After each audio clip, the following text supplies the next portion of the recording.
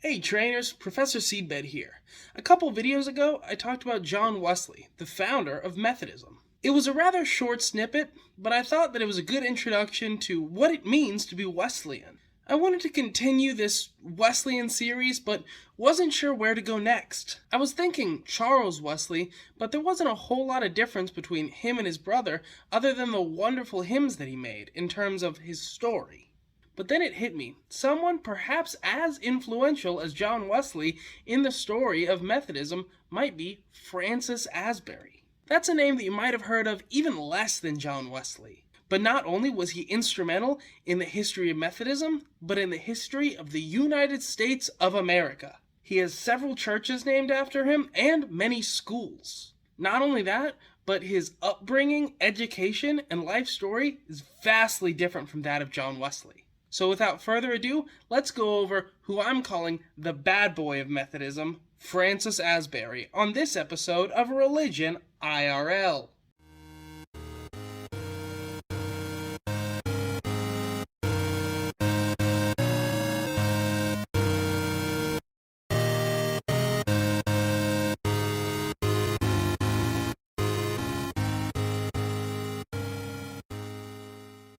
Now, I call him the Methodist bad boy because while he spread the gospel of Jesus Christ and helped a lot of people, he didn't conform or play by anyone else's rules. He was controversial, non-conforming, and he had arguments with many church leaders, including John Wesley. But like many figures in religious studies, his story has been simplified and deified, so I wanted to present a more nuanced approach to the story of Francis Asbury.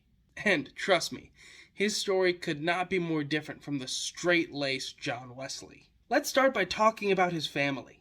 Parents Elizabeth and Joseph Asbury were basically as normal as you come. Joseph was a farmer and gardener for two wealthy nearby families, and Eliza was a homemaker and educator of her children. Francis was born at Hampshire Bridge, Staffordshire, England, but his family moved to Great Bar, Sandwell, pretty soon after. Early on in his life, his sister Sarah died, leaving his mother depressed and looking for answers and asking questions regarding faith and religion. Recalling his young life, Francis said that Eliza would often read from some book of faith like the Bible and pray at the window of his childhood home. Eliza wasn't just going through the motions of religion or doing it for tradition, but she was asking the real questions. She was involved. She was struggling with her faith. She had true religion. Joseph continued farming, and while he was able to support his family, their status was really nothing of note. And some scholars speculate that Joseph may have had a problem with gambling, and Francis would often say that if his father was better at saving money, they would have been a lot more stable growing up. It's unclear if Joseph had a strong faith, but without a doubt Eliza did. And she was pretty attracted to the new Methodist movement that John Wesley had founded. She would often take in class meetings for Methodists or house circuit riders, Methodist pastors that would travel on horseback from one place to another. She had become incredibly interested in this new movement called Methodism, although at the time, Methodists weren't their own denomination, but simply a revival movement from the Church of England. From an early age, Eliza's influence and religious fervor rubbed off on Francis, who believed that God called him from something great even from the age of 7. Elizabeth taught Francis what she could. By the age of 6, it was said that Francis could read scripture or just about anything else he needed to. At this point, literacy was still pretty rare in England, but Francis's education didn't go much further than that. He attended a school in a nearby hamlet, which he often referred to as ungodly. Because of his family, the fact that Methodists weren't very welcomed at the time, as well as Francis not being well liked by his tutors or peers, his tutor, Arthur Taylor, would often tease or beat Francis, and Francis would later label Taylor as the Great Churl. He left school around 10, which was a disappointment to his father, who wanted him to get a good education and become successful. Francis then apprenticed with a metallurgist and began making small metal objects like nails. His education is in stark contrast to the ultra-educated Wesleys, who both received their masters and taught at Oxford. His lack of formal training, though, didn't stop him from his study and practice of Christianity, as well as leading several small groups. He would meet in a band meeting with 4 other young men. They would meet in the New Methodist tradition by praying, praising God, and asking, "How is it with your soul?" or "How is your relationship with God?" They would hold one another accountable for their actions, and they would attend this weekly in addition to Sunday service in the morning, midday communion, and an evening service. Although he worked as a metallurgist from elementary school age to his early 20s, his true passion was to preach. He wanted to be a Methodist circuit rider, riding on a horse and spreading the gospel to the world. He began to preach when he was 17 and pretty quickly became a popular lay preacher. And he would represent the Methodist at the West Bromwich Methodist Meeting House, which Asbury and his friends actually had to purchase and renovate themselves. But this place became a very popular place for Methodist preachers to stay, preach, or hold meetings. In 1767, Francis Asbury was officially ordained by John Wesley to be a Methodist circuit rider. James Mayo, Asbury's friend, was to succeed him as the appointed leader of the classes and areas in which he was preaching before in West Bromwich. After Francis was ordained, John Wesley was dealing with problems from across the ocean. American colonists were looking for clergy people to preach and practice the sacraments. The colonies wanted and craved religion, but there weren't many clergy members that were willing to go to the New World.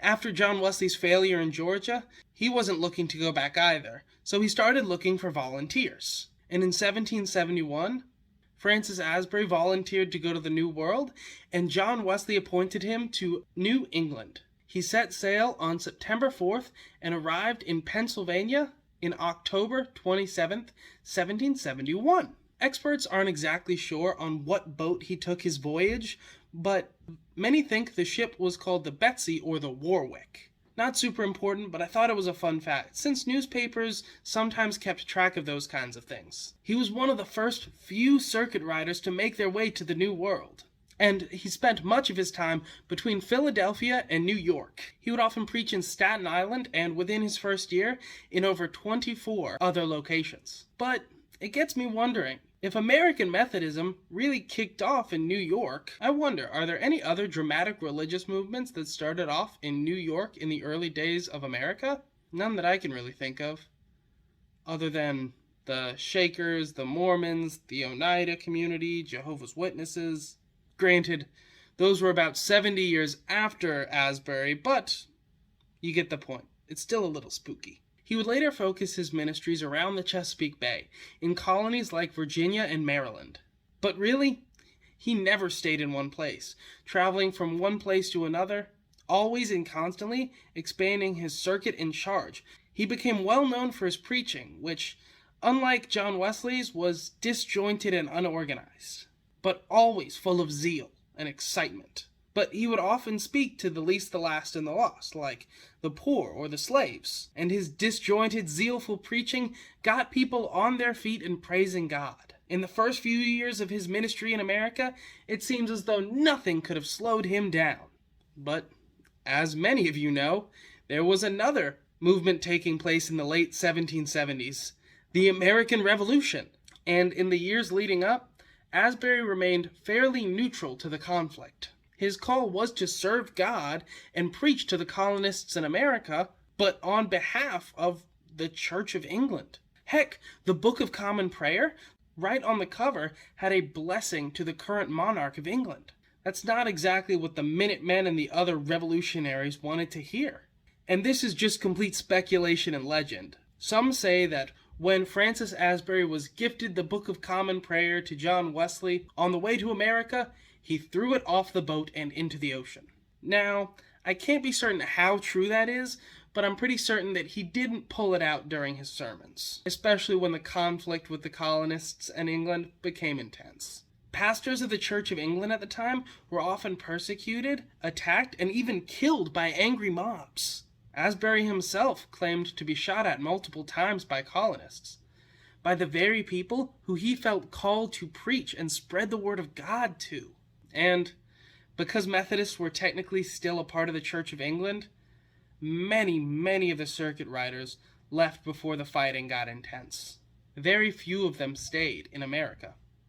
However, one of those few was Francis Asbury. Francis stayed in America, hiding and traveling from safe house to safe house. He refused to take any oath of allegiance because while he was loyal to the colonists and to God, he also didn't want to be tried for treason in England. Asbury continued his public preaching after the war, with his preaching now being demanded and needed more than ever. He would ride his horse up and down the colonies, no longer restrained to any circuits. But because of this overabundance of new areas he needed to explore, Francis needed a guide. That's where Harry Hoosier comes in. Harry Hoosier, or Hosier, was a freed slave and was Francis Asbury's driver and guide through the New World. Although he was illiterate, Asbury would often read to Harry as they were driving. This later inspired Harry to preach the Word of God, and eventually he became a famous preacher himself, being the first African American to preach to a white congregation in the newly formed country. Alright, a quick rant about race in Asbury though, and this is where a lot of that nuance comes in I was talking about. At the time of the Methodist Church's beginnings in America, congregations were split up between blacks and whites, and oftentimes there was a service for black congregants and there was a service for white congregants, and usually the black congregants stayed for the white service, but the white people didn't stay for the black service. Although it's said that Hoosier was such a great preacher that the white people would almost always stay to hear his sermons. Also, one of the preachers who Asbury later ordained was Richard Allen, and he has kind of a sad story. He was a fantastic minister, coordinator, organizer, and overall pastor. Francis offered for Allen to be his associate, although never offered to pay him. Because of this, Allen turned down the offer. But one pretty dark chapter in Methodist history is that when Allen was an associate for a white pastor, the white pastor was preaching and leading a prayer up in front, and Allen was kneeling in the front of the sanctuary, which was customary at the time for the associate to do, and a white congregant tapped him on the shoulder and asked him to go to the black section. He said he would as soon as the lead pastor was done. He tapped him on the shoulder again. Allen said, "One moment," and continued praying, and after the third time, Allen did stand up, and he left the church, along with the black congregation. And this instance is actually where the African Episcopal Methodists draw a lot of their roots from. It's not exactly a story of pride, but it's one I felt that we needed to acknowledge. And in all honesty, if we continue this as a series, Methodism and race might be a topic that would be really interesting to cover. Now, going back to Francis Asbury, he was big in the abolitionist movement, and he hated slavery, just like John Wesley. He actually had an opportunity to speak to George Washington, and that was the main point that he focused on, was we need to end slavery now. Although, like I said, nuance, I thought all those stories were important to share. But going back to the story of Asbury in America, after the war, he became so well known, there's an urban legend saying that if you wrote a letter to Francis Asbury and just addressed it America, he would receive it within the year. John Wesley asked Thomas Cook to meet Francis Asbury in Delaware. And in 1784, when more Methodists returned to America, John Wesley asked Thomas Cook to meet Francis Asbury at Barrett's Chapel in Frederica, Delaware. This was where Thomas Cook was to appoint Francis Asbury as superintendent in America. That's an important word, superintendent. This is where things get a little bit complicated, because where John Wesley intended for Francis Asbury and Thomas Cook to be superintendents in American Methodism, Thomas Cook and Francis Asbury instead chose to use the word bishops, that they were bishops in America.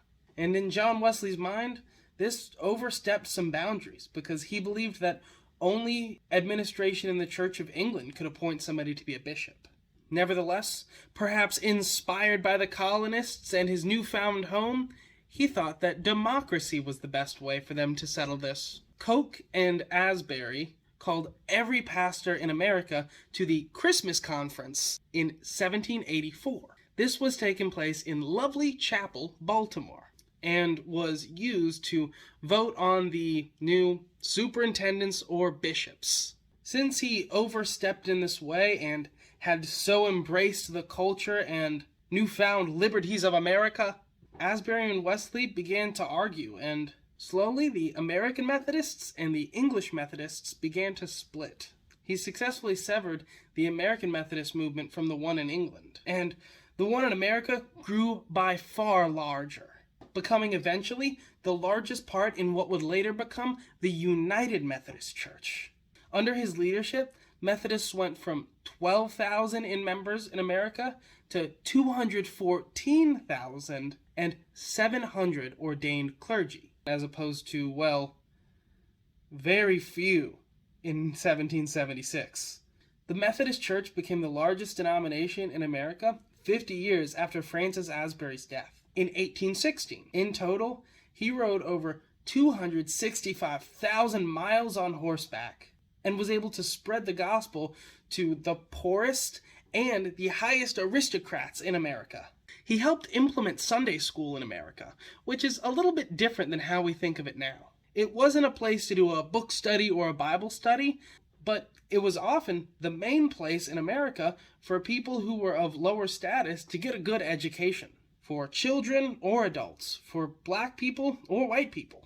This was often because people had to work on farms or in fields, so Sunday was the only day that folks often had open to explore things like education. And that's exactly what Francis Asbury and many of the other pastors did all across America, starting in areas like Virginia and Maryland, but spreading across the whole nation. Now, you can see a pattern in most of Asbury's successes in the fact that he was always moving. In fact, he thought that a stagnant or still church was a dead church. The three things that he said would end up killing the church would be: one, if people who were already meeting in homes wanted to have a specific place to meet; two, when those meeting houses stopped housing people; and three, when the church wanted a choir.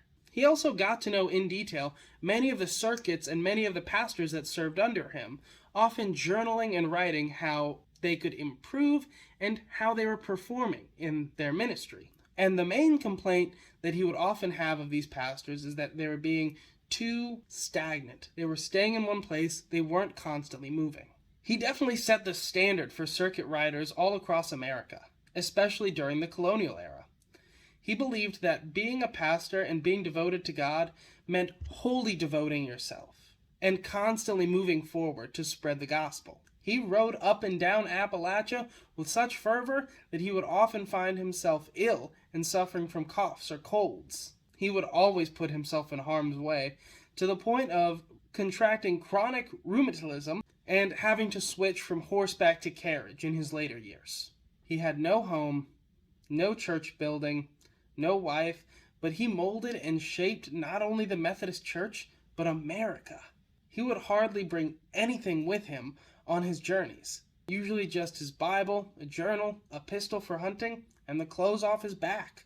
And he did all of this without following really anyone else's rules, anyone's restrictions. He overstepped boundaries and had a falling out with his own mentor. That's why many consider him to be the American saint or the prophet of the long road, and why I consider him to be the American Methodist bad boy. Was this interesting to you? Do you have any other topics that you want me to cover? Leave them down below, and I hope you like and subscribe if you want to see more. Thanks so much for watching. Have a great day. Hey folks, this video took a while to come out, so thanks so much for watching. If you want to watch some more, here are some suggested videos that I made. Also, if you're interested in watching even more, be sure to subscribe. Thanks again.